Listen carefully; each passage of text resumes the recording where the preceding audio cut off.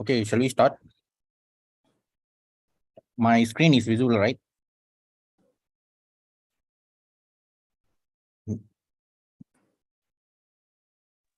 Yes, Prabhu. Okay.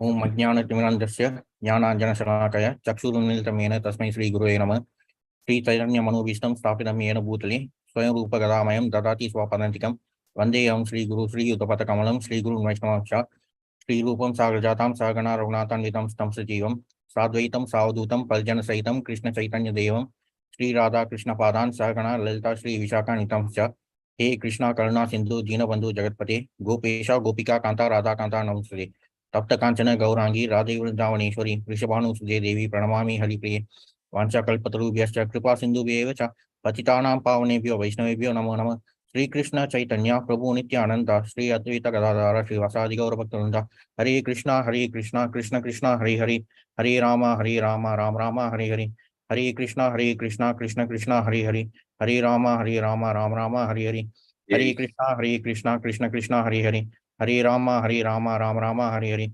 ओम नमो भगवते वासुदेवाय ओम नमो भगवते वासुदेवाय ओम नमो भगवते वासुदेवाय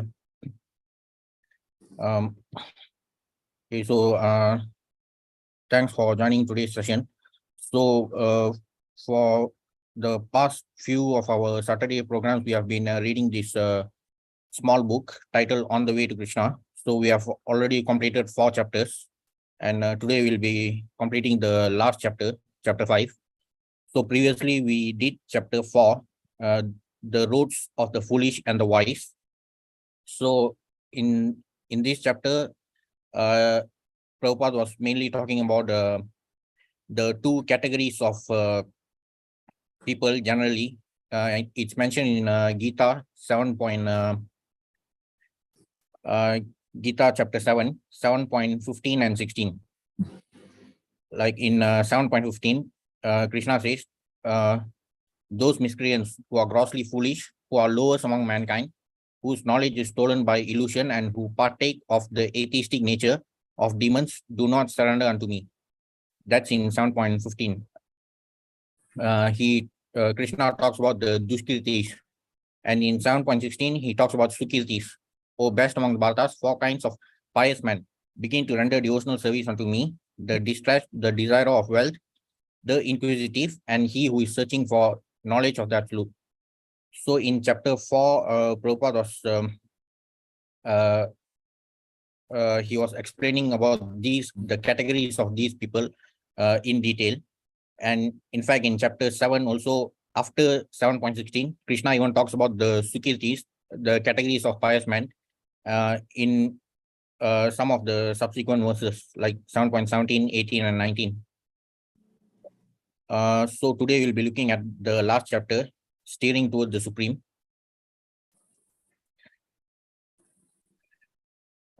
Actually, in chapter 7 of the Gita, after 7.16, when Krishna talks about the Sukirtis, he says 4 kinds of pious men are willing to surrender to him to render devotional service.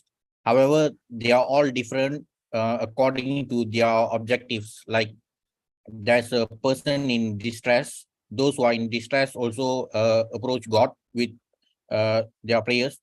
Those who desire wealth, those who are inquisitive, those who have the spiritual inquiry, and the jnanis, who are considered the topmost. Because in the subsequent verses also, Krishna says that all these 4 kinds of sukirtis are dear to him. However, he prefers the jnani the most. So in this chapter, we'll be looking at those verses also. Udara sarva evaite jnani tu atmaiva me matam astita sayuktatma ma me manuttamam gatim. All these devotees are undoubtedly magnanimous souls, but he who is situated in knowledge of me, I consider to be just like my own self. Being engaged in my transcendental service, he is sure to attain me, the highest and most perfect goal. So this is from Gita 7.18.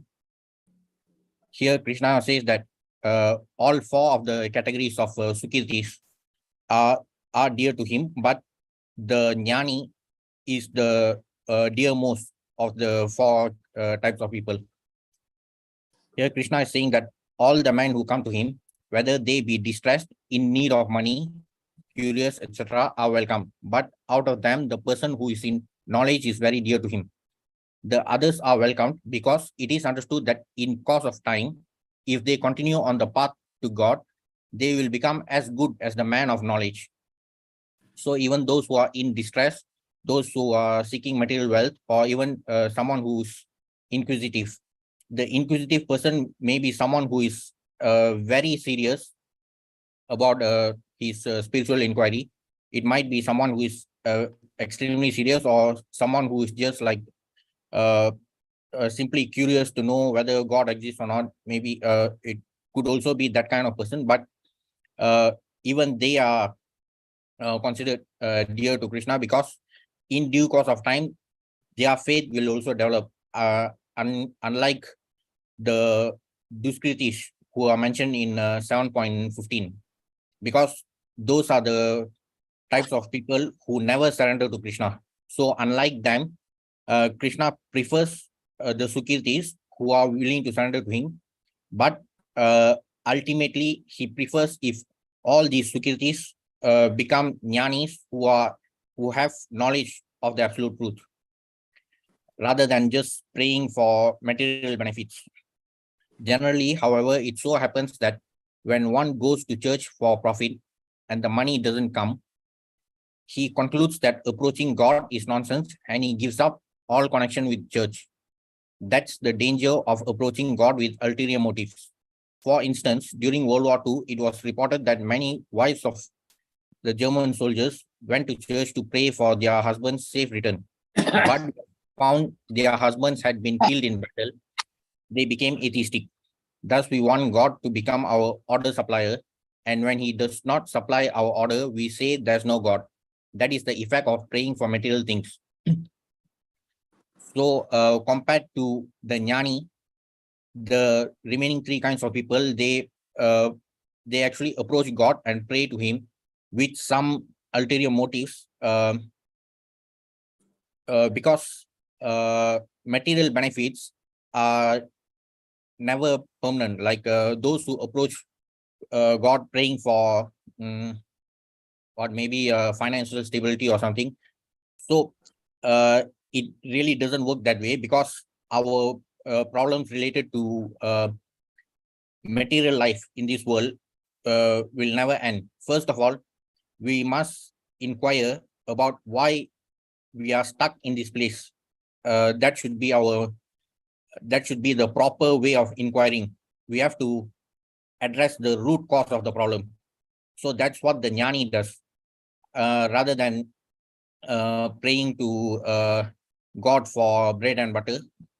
So it's best if we pray to him to liberate us from this material bondage, so that we can be liberated from the vicious cycle of Janma Jara Vyadhi. Because even after quitting this present human form, we might still take up another material body, which might be another human form, or if we don't engage in devotional service and progress spiritually, we might be degraded to a lower species.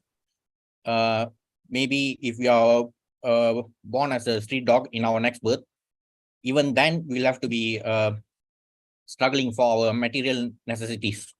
So it's best if we focus on addressing the root cause of the problem. We have to be clear about how did we end up here in this material world. So by knowing the root cause of the problem, we can find the best solution. It's also stated here that those who, unlike the Jnani, the person in distress and those who seek material benefits, they merely treat God as a order supplier. Even in Gita chapter 1, in 1.21 and a few verses after that, Arjuna had the same problem. In that verse, he tells Krishna, Senayor Ubayor Madhye Radam Stapya Mesuda Yavadetan Niriksheham Yodhu Kaman Avastitan Kairmaya Yodhavyam Asmin Rana Samudyame. So Arjuna tells Krishna to bring the chariot in the middle of the two armies, because he wanted to see the two opposing parties before the battle started. And if we notice carefully, in chapter 1 of the Gita, that's when Arjuna's entire emotional conflict starts from that point onwards, because he tells Krishna to take the chariot in between the two armies. And from then on, he starts to complain to Krishna that how can I fight my relatives and all that. So from 1.21 onwards, Arjuna starts to complain, even towards the end of chapter 1. And even after that, only in chapter 2, Krishna starts to speak to him after listening to Arjuna carefully. And it goes on to the point where Arjuna actually surrenders to Krishna as a disciple in 2.7. In the 7th verse of chapter 2 of the Gita, Arjuna completely surrenders, because before that, he was doing his monologue and Krishna was not replying. So he was simply giving all sorts of excuses, and Krishna was just listening. So only the main turning point happened only when Arjuna surrendered to Krishna as a disciple. So before that, Arjuna was also treating Krishna as a order supplier, like he was telling Krishna to take the chariot to the middle of the two armies. So even from the Gita itself, we can see the significance of how our interaction should be with God. We should not treat God as an order supplier, but we should obey his instructions as prescribed through the scriptures, and pray to him to liberate us from this material bondage. In this connection, there is a story of a little boy about 5 years old named Dhruva, who belonged to a royal family. In the course of time, his father, the king, tired of his mother and deposed her as his queen.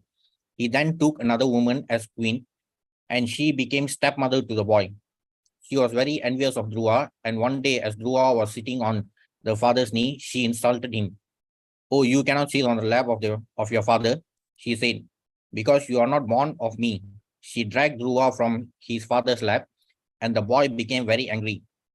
He was the son of a Kshatriya, and Kshatriyas are notorious for their quick tempers. Dhruva took this to be a great insult, and he went to his mother, who had been deposed. "Dear mother," he said, "my stepmother has insulted me by dragging me from my father's lap." "Dear son," the mother replied, "what can I do? I am helpless, and your father no longer cares for me." "Well, how can I take revenge?" the boy asked. "My dear boy, you are helpless. Only if God helps, you can take revenge." "Oh, where is God?" Dhruva asked enthusiastically. "I understand so many sages go to the jungle and forest to see God," the mother replied. "They undergo great penances and austerities in order to find God there." At once, Dhruva went to the forest and began asking the tiger and the elephant, "Oh, are you God? Are you God?" In this way, he was questioning all the animals. Seeing that Dhruva was very much inquisitive, Sri Krishna sent Narada Muni to see about the situation. Narada quickly went to the forest and found Dhruva. So actually, in this story of Dhruva, it's quite interesting, because at first he becomes very angry. We can actually see that in his story alone, during different stages, he takes up different, he's like representing the different types of Sukritis. First of all, when he was insulted by his stepmother, he was in distress. So in Gita 7.16, it stated, "Chaturvida bhajante mam, jana sukirtano arjuna, Artho Jignasur Altarti, Jnani Cha Bharatarshava. So the Sukirtis, the ones who are in distress, those who are seeking material wealth, uh, those who are inquisitive, and the Jnani. So at first, Dhruva is in distress, and then um, it is stated that he was insulted because his mother was not the queen anymore. So actually, as he's due to his Kshatriya instincts, he is somehow the problem here is like very much similar to the one faced by the Pandavas, because it was all about gaining what was their right. So in some ways, first he was in distress, and then his problem was also related to material wealth because of his position as a Kshatriya. And then when he goes to ask his mother about God, at that point he becomes inquisitive.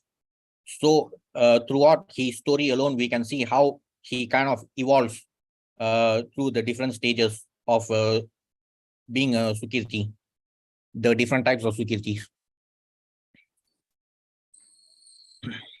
My dear boy, Narada said, you belong to the royal family. You cannot suffer all this penance and austerity. Please return to your home. Your mother and father are very much anxious for you. Please don't try to divert me in that way. The boy said, if you know something about God, or if you know how I can see God, please tell me. Otherwise, go away and don't disturb me. When Narada saw that Dhruva was so determined, he initiated him as a disciple and gave him the mantra, Om Namo Bhagavati Vasudevaya. Dhruva chanted this mantra and became perfect, and God came before him. My dear Dhruva, what do you want? You can take from me whatever you want. My dear Lord, the boy replied, I was undergoing such severe penances simply for my father's kingdom and land, but now I have seen you. So from Dhruva's words itself, he himself admits that he was undergoing the severe penances merely for material benefits. So first, after being insulted by his stepmother, he was in distress, and then he really wanted the position, his rightful position in the kingdom, and then he became inquisitive to see where is God. But by the mercy of Narada Muni, when he got initiated as a disciple, then after seeing God face to face, he became like a jnani, and of course he became a jnani, and he understood that whatever he wanted before that was nothing. I was undergoing such severe penances simply for my father's kingdom and land, but now I have seen you. Even the great sages and saints cannot see you. What is my profit? I left my home to find merely some scraps of glass and rubbish, and instead I found a very valuable diamond. Now I am satisfied. I have no need to ask anything of you.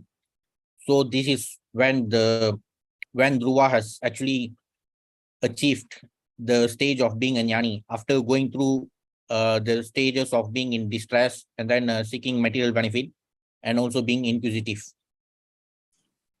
Thus, even though one may be poverty-stricken or in distress, if he goes to God with the same determination as Dhruva, intent on seeing God and taking his benediction, and if he happens to see God, he will no longer want anything material.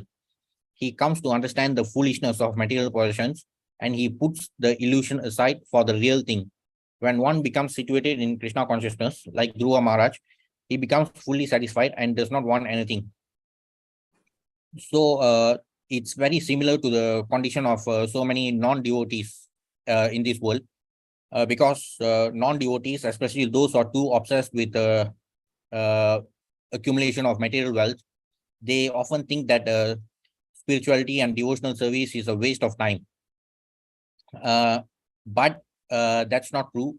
What they are doing is a waste of time. I mean, it's not wrong to accumulate material wealth. Of course, that is also important. But not to the point of completely forgetting why we have got our human form. So being blessed with this human form, we must also allocate time for spiritual inquiry and devotional service, because our main problem here in this material world is that we ourselves degraded ourselves from our original constitutional position as parts and parcels of Krishna in the spiritual world. So we were enjoying his association, but due to our material desires, we fell to this material world. And it's actually ironic because being trapped in this material world, we go to pray to God, asking for material benefits, when we can actually surrender to him and enjoy his association in the spiritual world with him. God is the owner of all opulences, but instead of being in direct association with him in the spiritual world, we are merely asking him for temporary material benefits in this temporary material world. That's the biggest irony of our position here. The jnani, the wise man, knows that material things are flickering.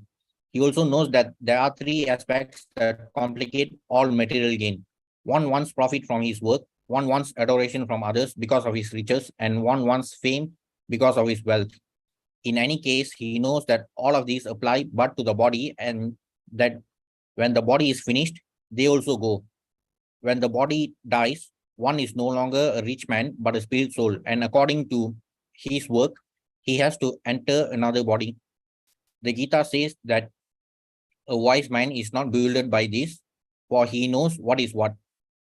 Why then should he bother himself in attaining material wealth? His attitude is, I have an eternal connection with Krishna, the Supreme Lord.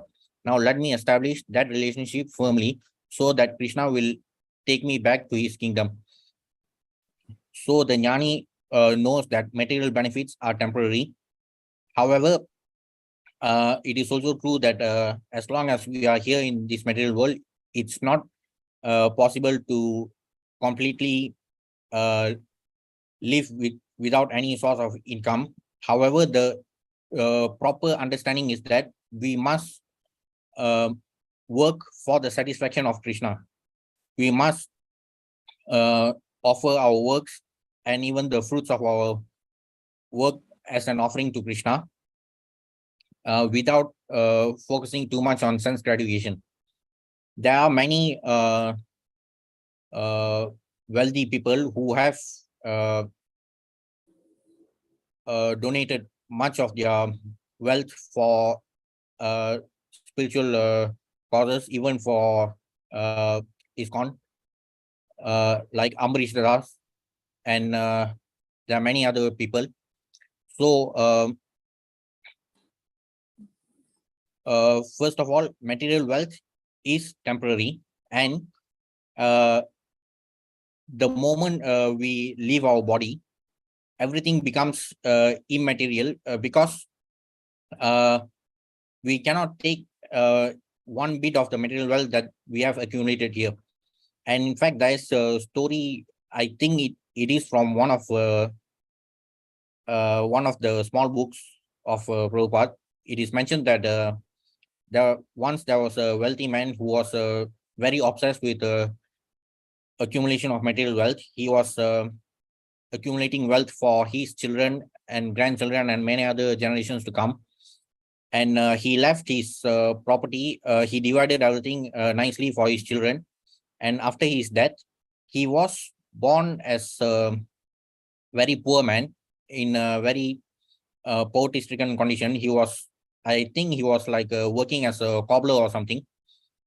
And it was very near to his palace, in which he lived during his previous life. So in his current life, when he went to meet his children, because he could recognize the palace and his children, though in this birth he was born as a cobbler. So when he went there, he was chased by the same children for whom he was accumulating so much wealth in his previous life. And there are many other similar stories which also clearly explain how futile it is to waste our human form of life if we are blindly obsessed in accumulation of material wealth. The cosmic situation is giving us all facility to re-establish this relationship with Kṛṣṇa and return to Godhead. This should be our mission in life. Everything we need is being supplied by God: land, grain, fruits, milk, shelter, and clothing. We only have to live peacefully and cultivate Kṛṣṇa consciousness. That should be our mission in life. And Srila Prabhupada has also always advocated about the philosophy of simple living and high thinking. He has even condemned all these so-called modernization, which we have been through over the past half century, especially because in the name of modernization and industrial development, we have only complicated matters further.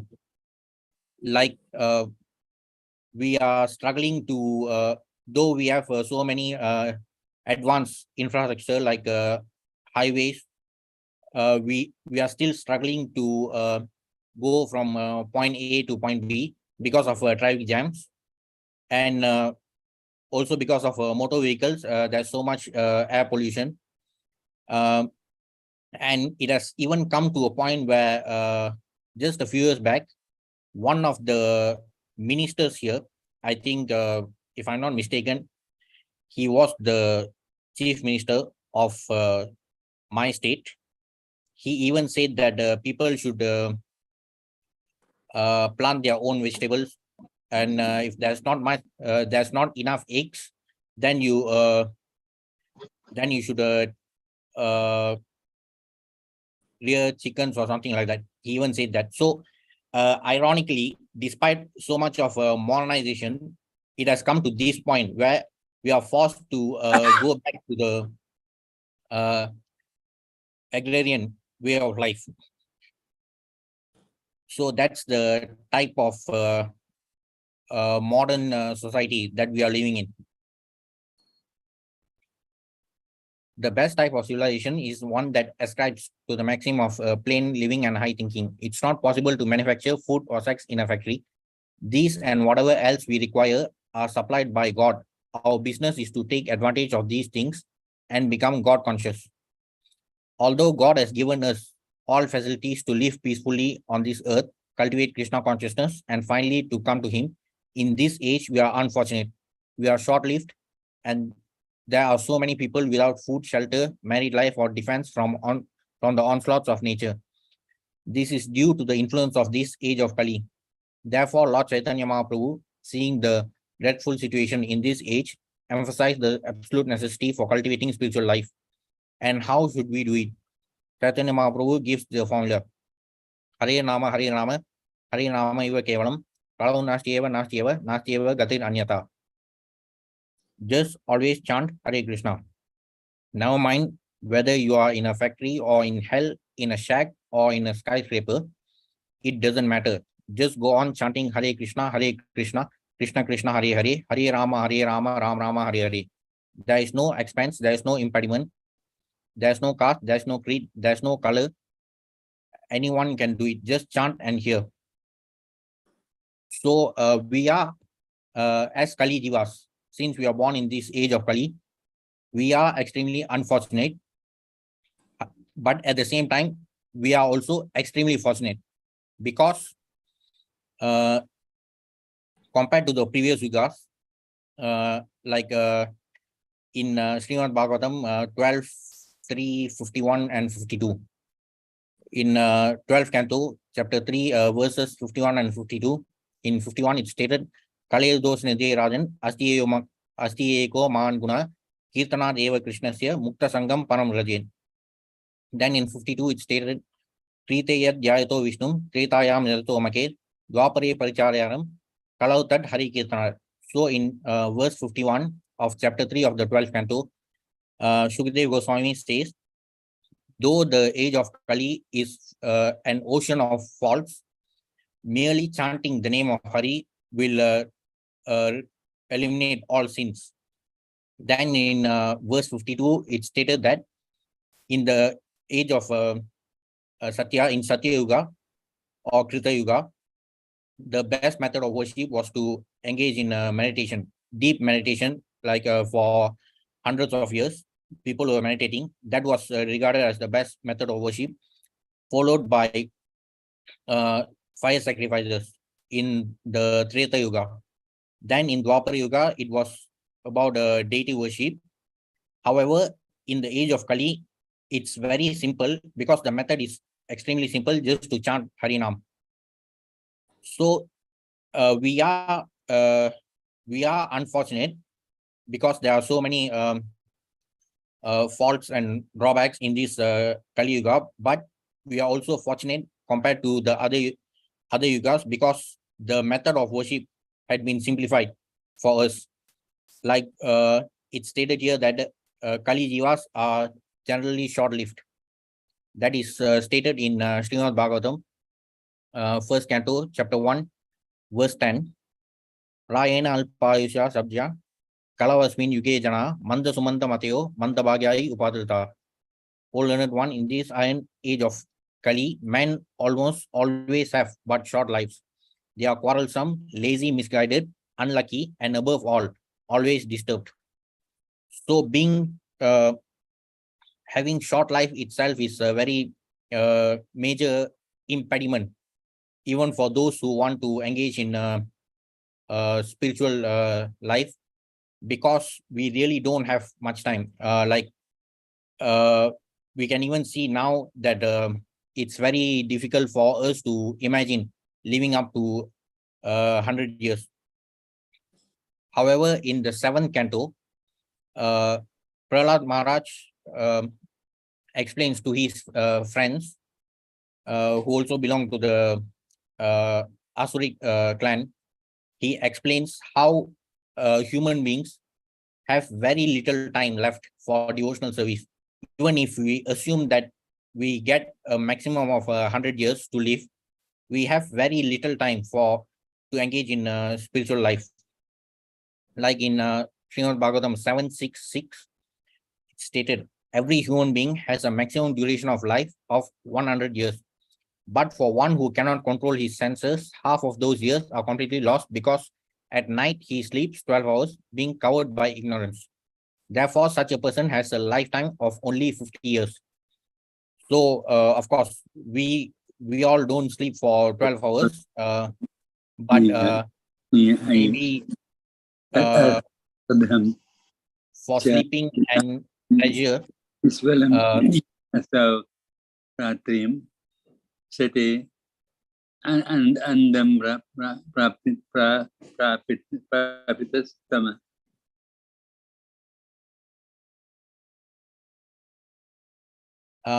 So for sleeping and leisure, roughly 12 hours of our time is gone daily. So out of even if we are blessed with a life of 100 years, we only have 50 years of productive time. Then in the following verse, 767, it's also stated, in the tender age of childhood, when everyone is bewildered, one passes 10 years. Similarly, in boyhood, engaged in sporting and playing, one passes another 10 years. In this way, 20 years are wasted. Similarly, in old age, when one is an invalid, unable to perform even material activities, one passes another 20 years wastefully.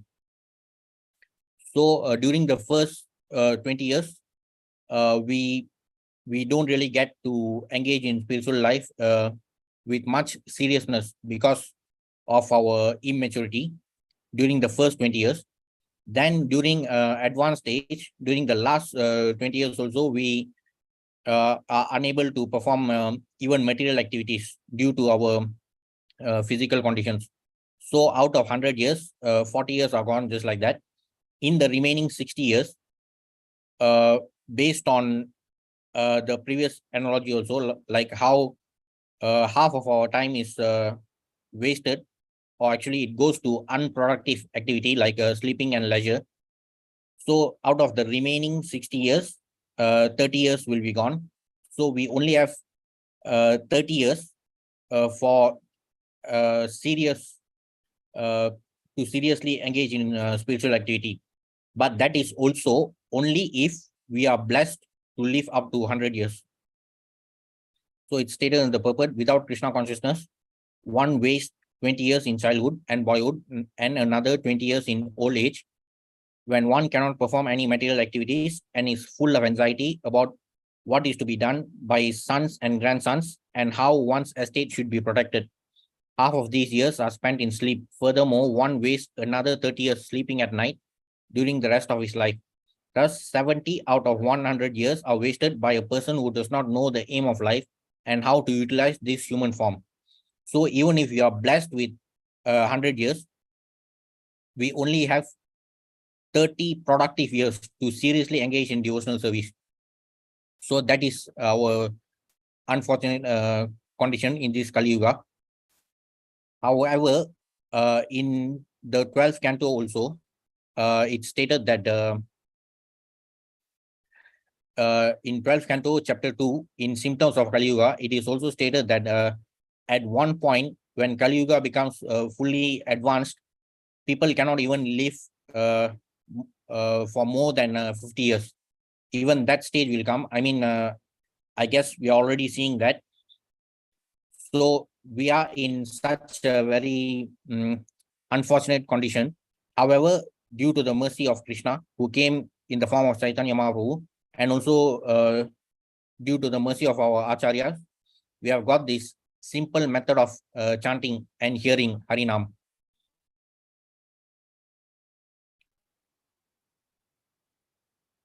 Somehow or other, if one comes into contact with Krishna consciousness and executes the process under the guidance of a bona fide guide, he is sure to go back to God. Bhaunam Janmanamante Jnanavan Mam Prapadyate Vasudeva Sarvamiti Samatma Sudurlabha. After many births and deaths, he who is actually in knowledge surrenders unto me, knowing me to be the cause of all causes and all that is. Such a great soul is very rare. Gita 7.19.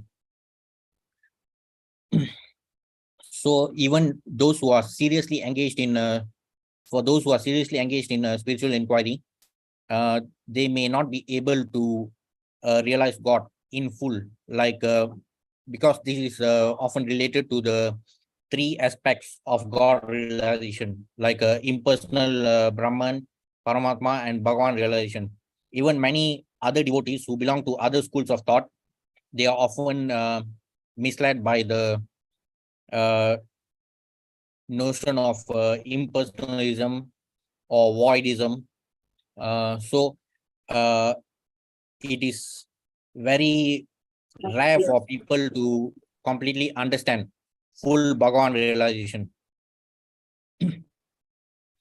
Philosophical research into the science of God has to be prosecuted for many births. God realization is very easy, but at the same time, it is very difficult. It is easy for those who accept Krishna's word as truth, but those who try to understand through research work by dint of advancement of knowledge have to create their faith after finishing so much research work, and this process takes many births. There are different types of transcendentalists called Tattvavid who know the absolute truth. The transcendentalists call the absolute truth that in which there is no duality. In the absolute truth, there is no duality. Everything is on the same level. One who knows this in truth is called Tattvavid. In Gita chapter 18 also, there is a series of verses starting from 18.54, which proceeds for about 10 verses from 18.54 to 18.65. So those verses kind of progressively talk about the three stages of Bhagavan realization. So in 18.54, it talks about the Brahman realization, followed by 18.61, where Krishna says, Ishvara Sarva Bhutanam Hrideshe Junis Tishtati Brahmayan Sarva Bhutani Yantra Udana Maya. So in that verse, Krishna mentions about Paramatma realization. And then in 18.65, it's about Bhagavan realization. So after those verses, in 18.66, Krishna says, Sarva Dharman Paltyatya Mamekam Saranam Raja Auntuam Sarva Papebhyo Mochi Sami Masucha. So even in the Gita itself, even towards the end, Krishna kind of summarizes the three levels of God realization. With in 18.65 is about Bhagavan realization. followed by the instruction of Krishna about how to surrender to him. So everything has been explained by Krishna in the Gita itself. So we just have to follow what he has clearly said with the right understanding. Krishna proclaims that the absolute truth is known in three aspects: Brahman, Paramatma, and Bhagavan. The impersonal Brahman effulgence, the localized supersoul, and the Supreme Personality of Godhead. Thus, there are three angles from which one may envision the absolute truth. So this is also stated in Srimad Bhagavatam 1-11, first canto, chapter 2, verse 11. Vadanti tat tato vidas tattvam yajnanam advayam brahmeti paramatmeti bhagavan iti shabdate. Learned transcendentalists who know the absolute truth call this non-dual substance Brahman, Paramatma, or Bhagavan. So the purport explains the three levels of God realization. And also in Gita 2.2, chapter 2, verse number 2, when Krishna starts to speak for the first time, the verse starts with Sri Bhagavan Vacha. So in the purport, Prabhupada explains the meaning of the word Bhagavan according to two perspectives. So during the first half of the purport, Prabhupada explains the meaning of Bhagavan according to the context of God realization, according to these three levels of Brahman, Paramatma, and Bhagavan. And then in the second half of the purport, Prabhupada explains the meaning of the word Bhagavan based on the context of owner of opulences. Prabhupada explains the meaning of the word Bhagavan based on the criteria set by Parashar Muni, where Bhagavan is described as the person the supreme person who has all six opulences in full, like the opulences of wealth, strength, beauty, fame, knowledge, and renunciation.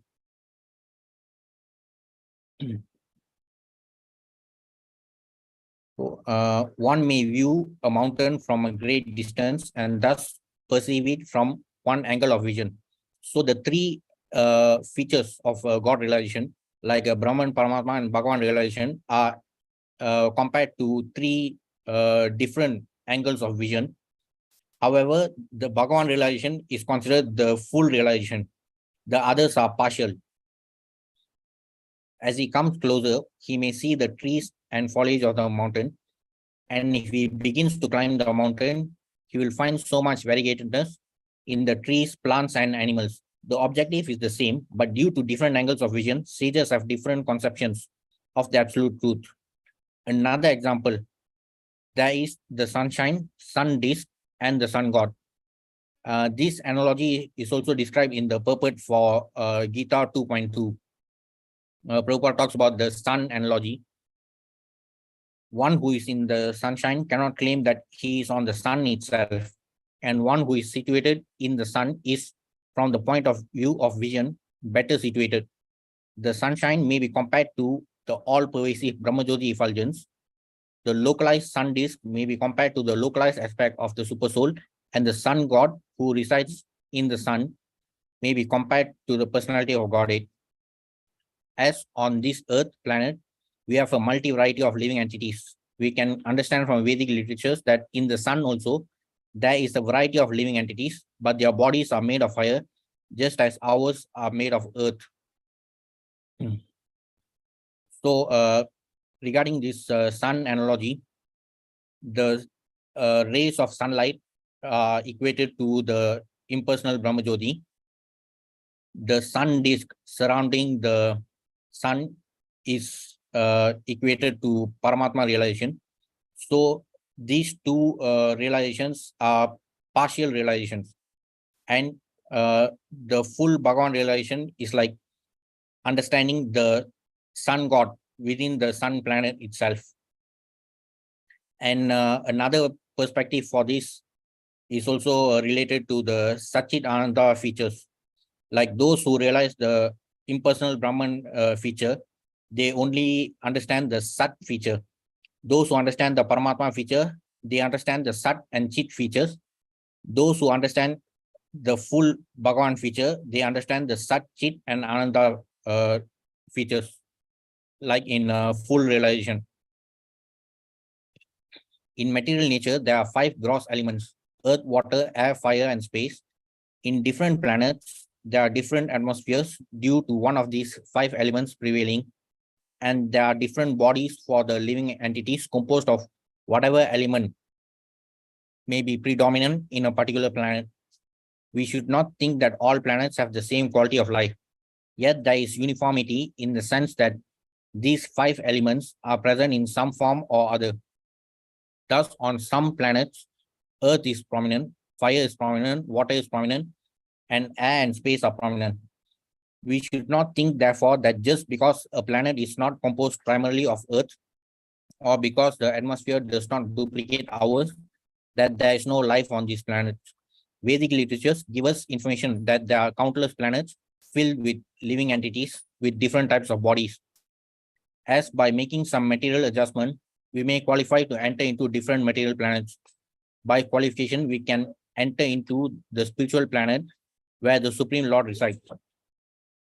So we have also seen in some of our previous sessions, in my Friday sessions, we have seen topics titled Prakriti, and even there's one topic on Mahatattva.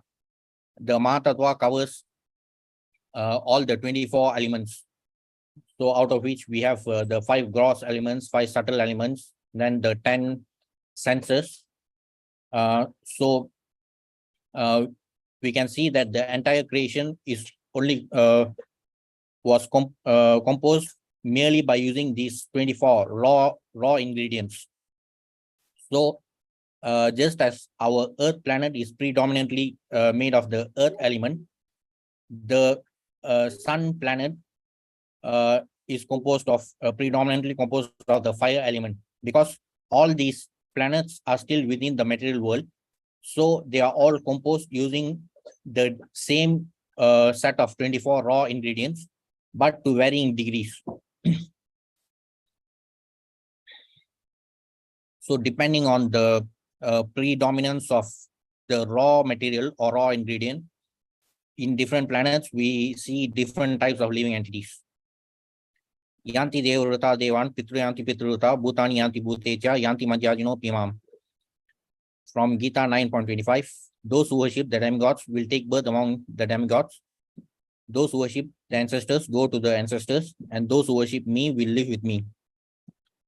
Those who are trying to enter higher planets can go there, and those who are trying to qualify to enter into Goloka Vrindavana, the planet of Kṛṣṇa, can also enter there by the process of Kṛṣṇa consciousness. Before going to India, we may acquire a description of what the country is like. Hearing about a place is the first experience. Similarly, if we want to get information about the planet where God lives, we have to hear. We cannot immediately make an experiment and go there. That's not possible, but we have so many descriptions of the supreme planet in Vedic literature.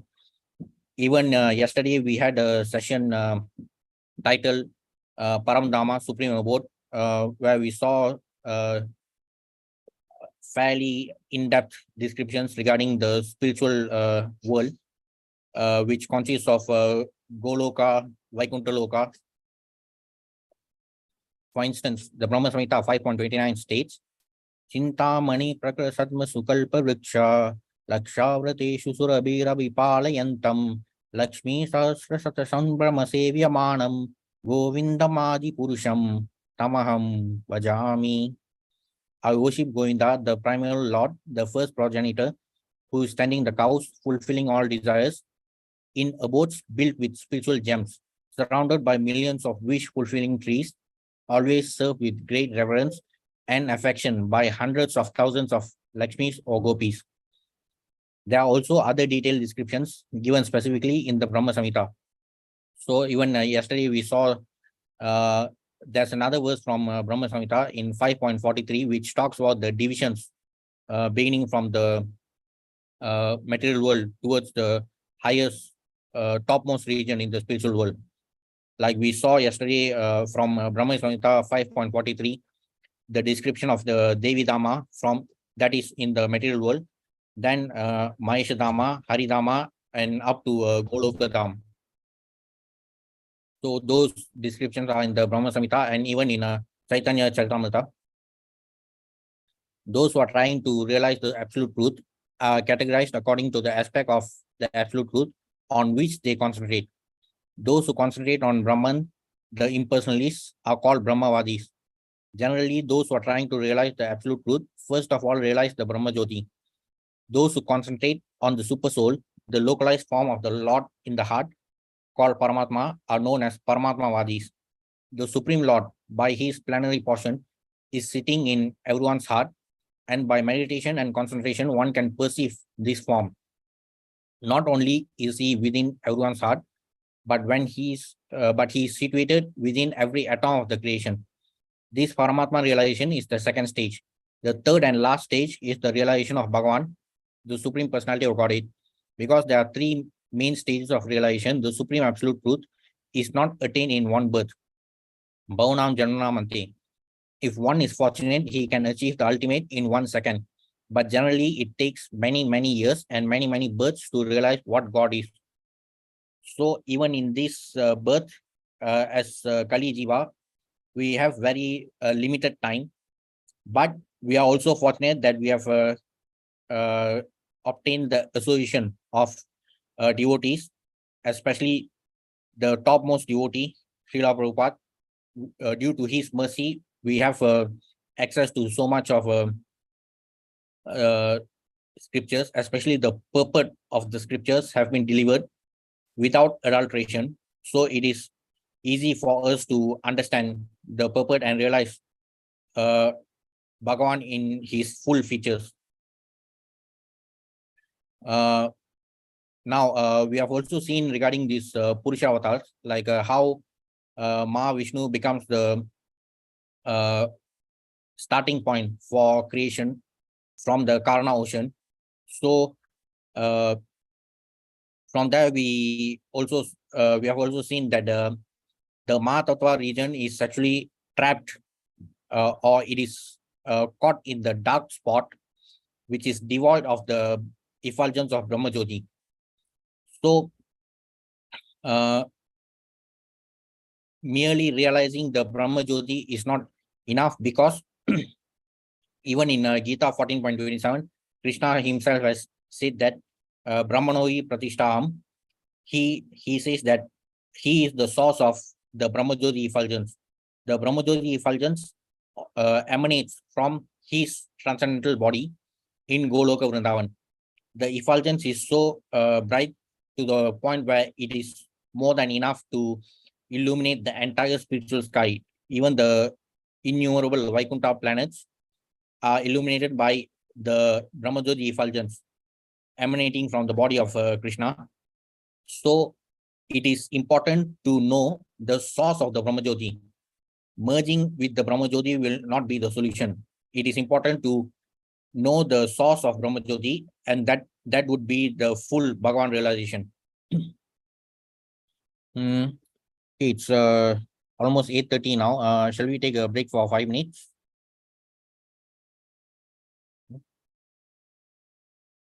Okay, Prabhu. Sure, Prabhu. Okay, I will meet after 5 minutes. Okay. Hari Bol. Okay, very good.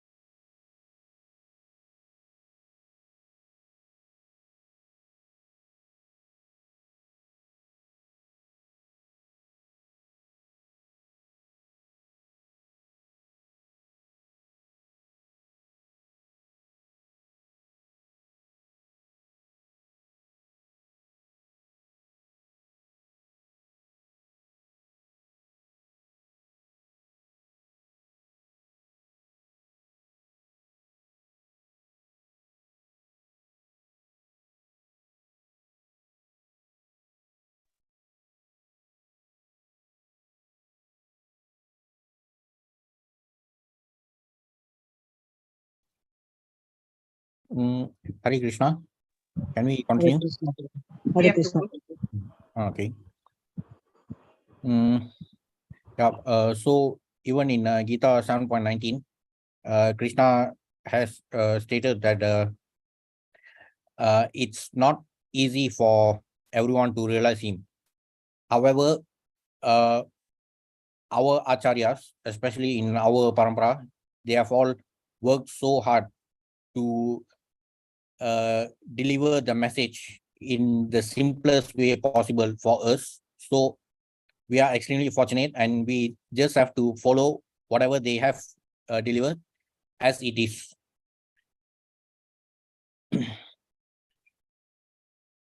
Aham sarvasya prabho matta sarvam pravartate iti matva padante mam buddhabhava samanita. I am the source of all spiritual and material worlds. Everything emanates from me. The wise who perfectly know this engage in my devotional service and worship me with all their hearts. Gita 10.8. The Vedanta Sutra also confirms that the absolute truth is he from whom everything is born. So this is from the second sutra of the Vedanta Sutra, Janmadi Asyayata. In Vedanta Sutra, it is the second sutra, but in Srimad Bhagavatam, it is there in the first words itself, Janmadi Asyayata. If we truly believe that Krishna is the origin of everything, and if we worship him, our whole account is closed in 1 second. But if one doesn't believe and says, oh, I want to see what God is, he has to go by stages by realizing the impersonal Brahman effulgence and then Paramatma, the localized feature, before finally coming to the last stage of realizing, oh, here's the Supreme Personality of Godhead. It should be understood, however, that this process takes more time. And that's what we simply don't have as a Kali Jiva. So that's why it is important for us to stop our so-called research work and instead simply follow the instruction of all our acharyas. Our acharyas have especially made it easy with their purports for us to understand the essence of all the scriptures. So since we simply don't have the time for so much of research work, it is best to follow what our acharyas have prepared for us. When one, through many years of research, comes to realize the absolute truth, he concludes, Vasudeva Sarvamiti. Vasudeva is all that is. Vasudeva is the name for Krishna, and it means he who lives everywhere. Realizing that Vasudeva is the root of everything. Mam Prapajyati, he surrenders. The surrendering process is the ultimate goal. Either one does it immediately or after many births of research work. In either case, surrender must be there by realizing that God is great and I'm his subordinate. So now back to the two verses from Gita chapter 7, 7.15 and 7.16. In those two verses, Krishna talks about the Duskritis and Sukritis. Duskritis are those who never surrender to Krishna, and Sukritis are the 4 types of people who surrender to Krishna. But in both, Krishna himself acknowledges that there are these two kinds of people. However, even the Duskritis, regardless of whether they like it or not, they are also surrendering to Krishna. Because we don't really have to look at the demons like Hiranyaksha, Hiranyakashipu, or Ravana. Even if we take the so-called modern atheists or so-called rationalists, they always say that God doesn't exist, everything comes from nature. But they are forced to deny the existence of Krishna, that too by relying on Krishna's inferior material energy. When they say that everything comes from nature, they are admitting that everything came from Krishna's inferior material energy, because that's how the entire material nature has been created. So even to deny the existence of Krishna, they have to rely on Krishna's inferior material energy. And that is despite their refusal to surrender to Krishna, they are still subject to Krishna's inferior energy. And when we talk about this research work, of course, we also know that there are four main drawbacks to our capacity as human beings. Like we always have the tendency to make mistakes. We are always in illusion. We have imperfect senses. And there's also this propensity for cheating.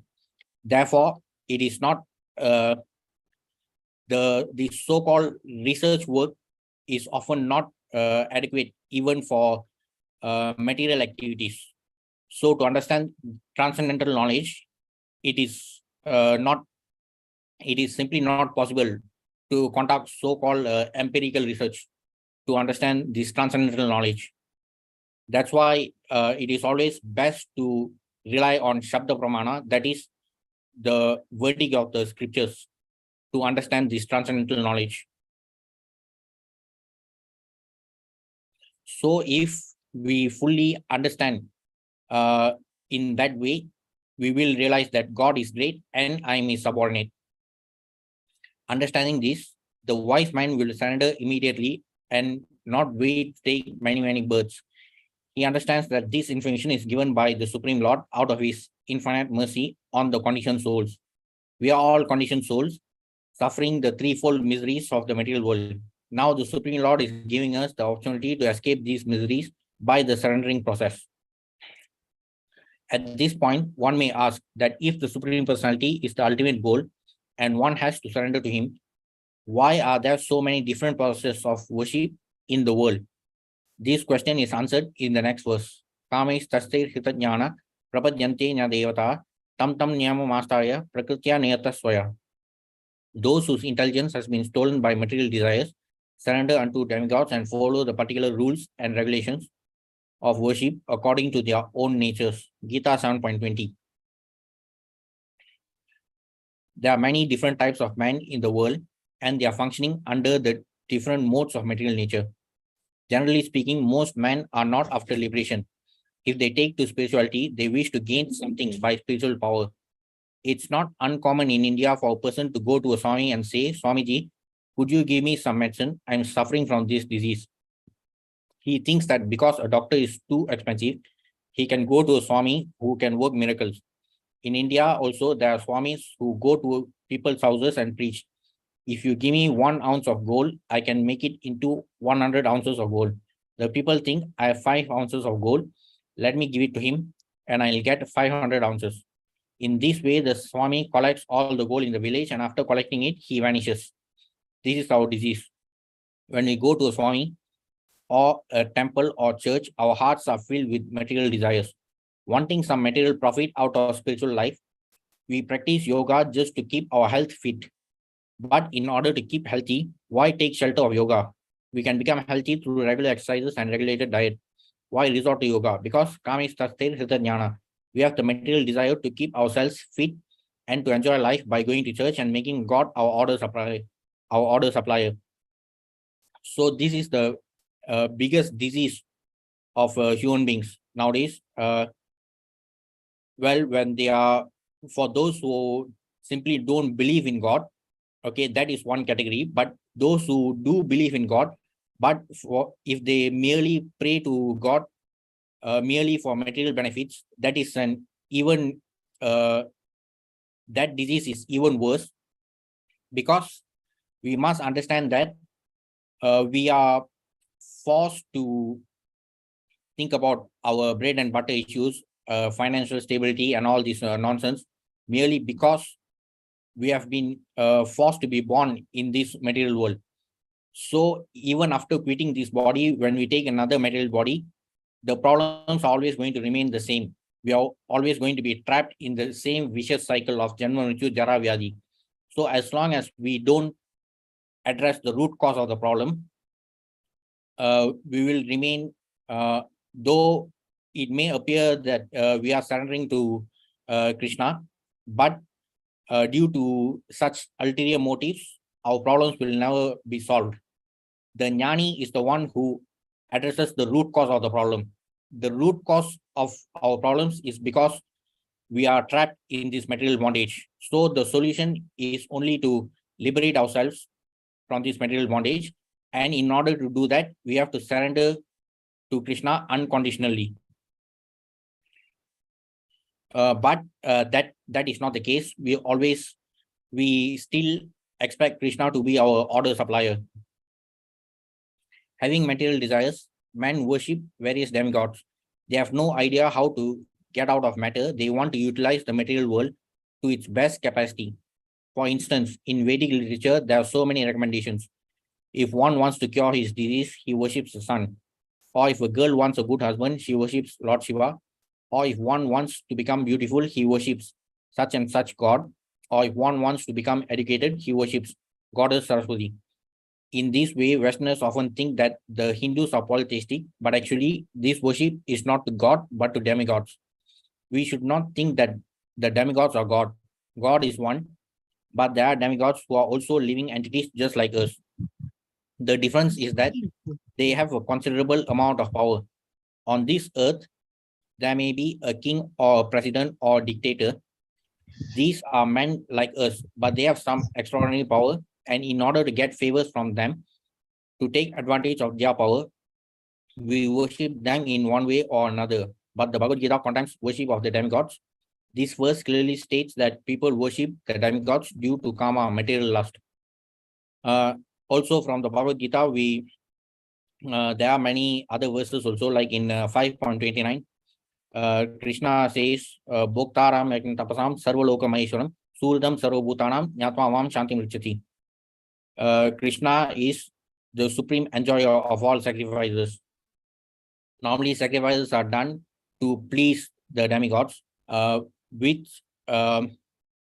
some motives for material benefits. However, even those benefits are granted only with the sanction of Krishna. Then Krishna also says, Sarvaloka Maheshwaram. He is the supreme controller of all the planets. He is the supreme controller of the spiritual world, and he is also the supreme controller of the material world.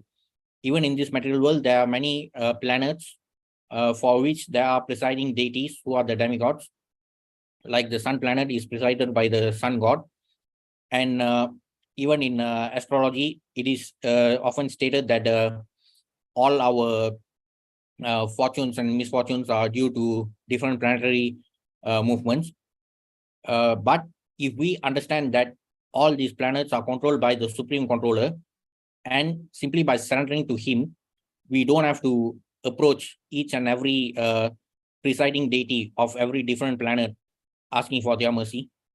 And Krishna also says that he is the supreme well-wisher of all living entities. So even by praying to these demigods, even those benedictions which appear to have been granted by the demigods were actually granted by Krishna himself. So if Krishna can be equated to a prime minister with his cabinet ministers who are all these demigods, so it's a lot wiser to surrender to the person who is the topmost. This material life is simply based on lust. We want to enjoy this world, and we love this material world because we want to gratify our senses. This lust is a perverted reflection of our love of God. In our original constitution, we are made to love God, but because we have forgotten God, we love matter. Love is there, either we love matter or we love God. But in no case can we get out of this loving propensity. Indeed, we often see that when one does not have children, he loves a cat or a dog. Why? Because we want and need to love something. In the absence of reality, we put our faith and love in cats and dogs. Love is always there, but it's distorted into the form of lust. When this lust is baffled, we become angry. When we become angry, we become illusion. And when we are illusion, we are doomed. So even this is also mentioned in Srimad Bhagavatam, 12th canto, in Symptoms of Kali Yuga, where it is stated that in Kali Yuga, men and women simply marry for merely due to physical attraction. And there's no meaning that it's merely because of lust. And when lust is baffled, the so-called institution of marriage is destroyed. Many of the predictions which are mentioned in the 12th canto, if we look at the reality is much worse than those predictions now itself. This is the process that is going on, but we have to reverse this process and turn lust into love. If we love God, we love everything. But if we do not love God, it's not possible to love anything. We may think that it is love, but it is simply a glamorized form of lust. Those who have become the dogs of lust are said to have lost all good sense. Kamesh tasya hritajnana. There are many rules and regulations for the worship of demigods in the scriptures, and one may question why the Vedic literatures recommend their worship. There is necessity. Those who are motivated by lust want the opportunity to love something, and the demigods are acknowledged as the officers of the Supreme Lord. The idea is that as one worships these demigods, he will gradually develop Kṛṣṇa consciousness. But if one is completely atheistic and disobedient and rebellious against any authority, what hope is there? So one's obedience to a higher personality can start with the demigods. So though it is not very wise or less intelligent people pray to demigods for material benefits, as Kṛṣṇa himself has explained in verse 7.16, 7.17, 7.18, people may start with having some faith merely for material benefits. However, it should ultimately transform into pure love for God. So that would be the pure solution to all our problems. There's simply no point in praying to God for financial stability and material benefits, because as soon as we leave this body and we take another body, all the material problems, especially the 4 problems of birth, death, old age, and disease, are also going to continue in the other material body. So we really have to surrender to God with pure love of Godhead, so that we can liberate ourselves from this material bondage permanently. If, however, we take directly to the worship of the Supreme Lord, worship of the demigods is not necessary. Those who worship the Supreme Lord directly show all respect to the demigods, but they do not need to worship them, because they know that the supreme authority behind the demigods is the Supreme Personality of Godhead, and they are engaged in worshipping him. In any case, respect is still there. A devotee of the Lord shows respect even to an end. What to speak of the demigods? The devotee is aware that all living entities are parts and parcels of the Supreme Lord, and that they are playing different roles only. Now, for devotees who are in the Kṛṣṇa consciousness movement, we are also often accused of disrespecting other demigods because of our obsession with Kṛṣṇa.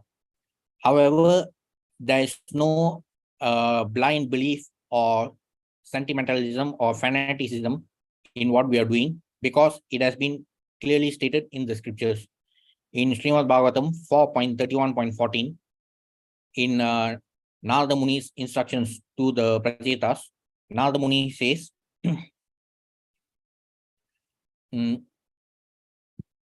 just as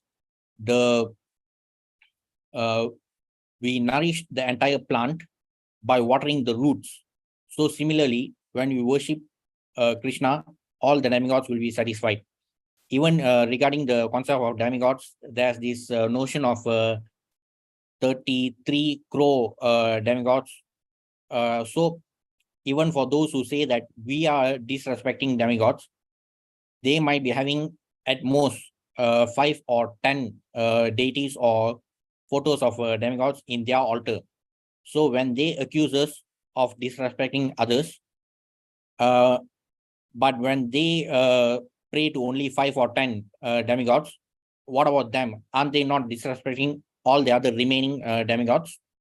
But we are merely following the instruction of Narada Muni, as he has stated in Srimad Bhagavatam. By worshipping Kṛṣṇa, we can satisfy all other demigods. It is stated in Srimad Bhagavatam 4:31-14. So there is no, it is not being done out of a blind belief or sentimentalism. In relation to the Supreme Lord, all beings are to be respected. Therefore, a devotee refers to others as Prabhu, meaning my dear sir, my dear Lord. Submissiveness is a qualification for a devotee of the Lord. Devotees are kind and obedient, and they have all good qualifications. In conclusion, if one becomes a devotee of the Lord, all good qualifications will automatically develop. By nature, the living entity is perfect, but due to the contamination of lust, he becomes vicious. That which is part and parcel of gold is also gold, and whatever is part and parcel of the complete perfect is also perfect. Om Purnamada Purnamidam Purnat Purnam Udachyate Purnasya Purnamadaya Purnam Eva Vashishyate. The personality of Godhead is perfect and complete. Because he is completely perfect, all emanations from him, such as this phenomenal world, are perfectly equipped as a complete whole. Whatever is produced of the complete whole is also complete in itself. Because he is the complete whole, even though so many complete units emanate from him, he remains the complete balance. Sri Ishopanishad invocation mantra. So we have also seen in one of our previous sessions, in the Friday session titled Supreme Brahman, Param Brahma, in which we saw that we are all parts and parcels of the Supreme Lord. There's always this understanding that about Aham Brahmasmi, where people tend to say that I am God merely because there's this aphorism of Aham Brahmasmi, but the true meaning is not that. It simply means that we are part and parcel of the Supreme Lord, of the Supreme Brahman. Therefore, we are also Brahman, but we are still distinct from the Supreme Brahman. So it is the most common analogy given is like we are particles of gold compared to Supreme Brahman, who is like a huge gold mine. Due to the contamination of matter, the perfect living entity falls down, but this process of Kṛṣṇa consciousness will again make him perfect. Through it, he can become truly happy, and after leaving the material body, enter into the kingdom where there is eternal life, bliss, and full knowledge. So that should be our main goal. As stated in the beginning of this chapter, Kṛṣṇa has mentioned in the Gita that out of the 4 types of Sukirtis, the Jnani is the dearmost to him, because the Jnani knows how to approach Kṛṣṇa in the right way. The Jnani will never approach Kṛṣṇa praying to him for material benefits. So that should be the proper understanding with which we must approach Kṛṣṇa. It is a lot wiser to approach Kṛṣṇa and ask for his mercy to be liberated from this material bondage permanently, rather than asking him for financial stability or for other material benefits, because those are completely impermanent. The moment we leave this body, those problems are likely to follow even when we are trapped in another material body. So the best solution is for us to regain our original spiritual body, our transcendental body, and regain the association of Kṛṣṇa in the Supreme Abode. So we have completed the last chapter of this book. Thank you all for attending. Any questions or comments? Oh, Prabhu, very clear. Thank you, Hare Krishna, Prabhu. Okay. So shall I end the session? You can, Prabhu. Hare Krishna.